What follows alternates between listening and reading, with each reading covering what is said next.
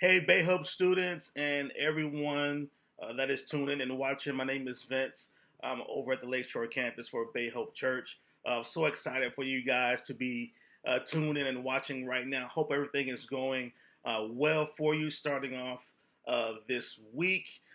Again, thank you guys so much for joining in.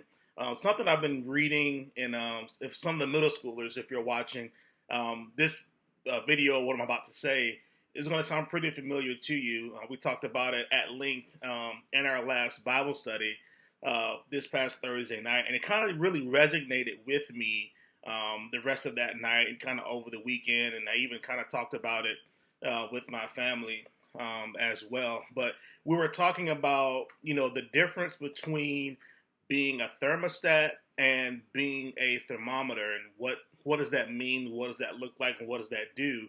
And we were dealing with Philippians, but more specifically Paul, during his time of imprisonment. One thing I do want to say before I get into what we're talking about is it's been in the back of my mind, on my mind the whole weekend, is the fact that, myself and we always want God to come in and like snap his fingers and change the situation or turn things around or make things better or do this or do that while we're in the midst, of a situation. And I learned just throughout life and throughout experience is that, God won't necessarily change the situation, but he'll change me. He'll change how I'm dealing with it. He'll change how I'm processing it. He'll change how it, ultimately affects me. And then when I come out on the other side of it, I'm better. I'm stronger. I'm smarter. My perception may be different, things of that nature. And so that's one of the main things we hit on. I definitely want to share that with everyone on a larger scale because I know that that's something I dealt with not only with this situation, this pandemic we're in right now, but just throughout my life. How we want the situation to change, we want it to stop, but really it's like maybe I can grow from this, maybe I can learn from this, maybe I can be more creative than what I was before. Maybe I can be more patient than I was before. Maybe I can be more loving, more caring, more understanding, or whatever it may be, whatever that looks like for you, instead of just fixing the situation, maybe I can use that time to kind of focus and look in on myself. But we were talking about the difference between a thermostat and a thermometer. Of course, you guys laughed and like, of course we know what the difference is.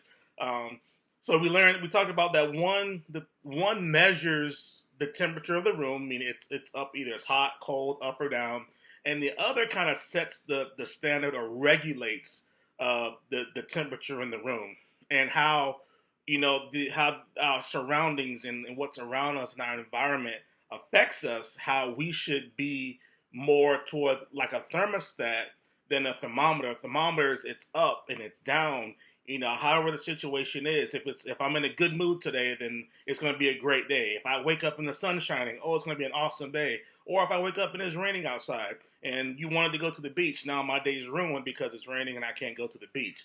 That's more of a thermometer like person, and it's okay, if you're there. We all, one thing that we did learn was that Paul did learn to be content.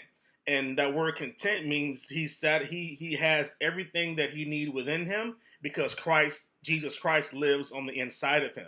And so he was able to adapt when he had plenty, when he lacked, whether he had good, bad, or whatever that it was, he was able to be content because he relied on the inner resources, these hidden things that maybe the natural people don't see, but God sees, in that we can put those things on display during times like we're living in right now. So the thermometer was up and down, and good days and bad days, inconsistent.